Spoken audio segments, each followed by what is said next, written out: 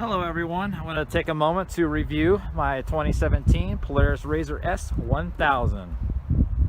Now my perspective is coming from a 2013 RZR 800, and before that I had a Sportsman XP 550. And I have to say, this machine absolutely blows everything away. In comfort, in smoothness, power, everything. Every category this machine wins out. The suspension travel, the ground clearance, the power of the engine, the power band, the comfort of the seats are adjustable. Everything blows the RZR 800 out of the water. And RZRs in general are way more comfortable and way more enjoyable than an ATV. I kind of hate to admit that because I love ATVs, but in every category except for maybe getting around in tight areas, you know, the RZR wins out all day long. So this is the 2017 RZR S 1000. S being that it's a 60-inch model, and it has the independent sway bar front and rear, whereas the XP has the trailing arm rear suspension. I believe this is a better option for tight trails, especially in Colorado, versus the 64-inch XP, which has a wider stance, 64 inches versus 60 on this one, and also a longer wheelbase. So I think this one gets around a little easier in the mountains than an XP would. So first, I guess I'd start with the engine. Probably the engine's the most important thing, possibly. But you have the 1000cc ProStar engine running at 100 horsepower. And I have to say, stock, this exhaust sounds amazing. It sounds great. And even listening to clips of aftermarket exhaust, doesn't seem like it really changes that much. And it really doesn't add that much power unless you tune it. And either way, if you're going to tune it, you can tune it with the stock exhaust as it is, in my opinion. So for now, I'm going to leave that alone. I think it sounds great, and the power has been more than adequate here lately, especially compared to the RZR 800. I think it doubles the horsepower, and you definitely notice it. I mean, you're 1/3 into the throttle, and you're already got more power than the RZR 800. So next, I'll talk about the suspension. The 2017 model has the Walker Evans shocks, and you'll notice it has the one-piece springs versus the 16 had like the dual springs, and the 15 and 16 RZR S 900 also had that. A lot of guys complained about that. A lot of guys replaced those out. I've heard nothing but good things about the Walker Evans shocks. So I can't compare that myself to the previous model, but it seems like those that are comparing them really like these shocks versus the previous model years. And I have to say, the ride is so smooth. It's so much more comfortable compared to the RZR 800. And the RZR 800 is an improvement over, you know, standard ATV. So you can just imagine how much more comfortable that is. I haven't played with the shock settings too much, or the spring rates, you know, the preload and whatnot, but so far so good. I really like these shocks. I really like the suspension. It's got front and rear sway bars. Next, I'll talk about the looks. I like the styling. Much more modern looking than the RZR 800. I added the Polaris Lower doors there. I really like the factory doors. That's probably the #1 thing that drove me nuts about the RZR 800, as I had those aftermarket doors, which were super nice. However, they rattled like crazy no matter what I did to adjust them and add different like rubber stoppers and whatnot. That rattling just drove me nuts. No rattles at all on the factory doors. I really like the styling.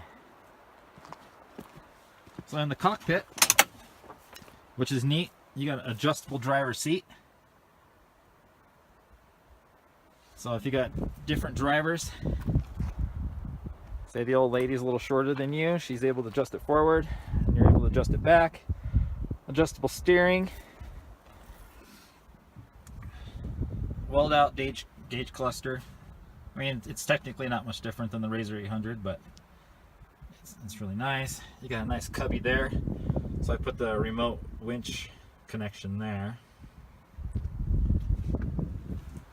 Pretty much standard storage. Polaris calls it lock and ride. But I made these little U-bolt things with rubber stoppers, so I made my own lock and ride there. Plenty of storage in the back. Not much storage under the hood. There's actually no tray at all. There is a tray available from Polaris. It's about 25 bucks or so. And you're able to throw maybe an extra belt or a toe strap or something underneath there, but there actually isn't much room for much. However, the glove box, I mean, I'm not going to pull everything out of there. It is massive. So, as you saw fall out there, I have the remote winch. And then I have a tire plug, first aid kit.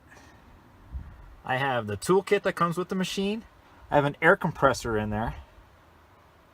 And I think I have something else in there. So, oh, I have some tire slime. So I have a huge bottle of tire slime, air compressor, first aid kit. I got a plug kit, and then I got the winch remote there. All that's in the glove box. So, whereas all that fit under the hood of the RZR 800, now it's here in the glove box. A lot more secure, a lot more watertight than it was before in the RZR 800. Really like that. I mean, that's huge. Then you got the storage underneath the seat where you can add a second battery. Right now I have a D-ring and a tree saver, so I keep that with me at all times. Out here in the snow, well, there's no snow now. This is Swamp Creek.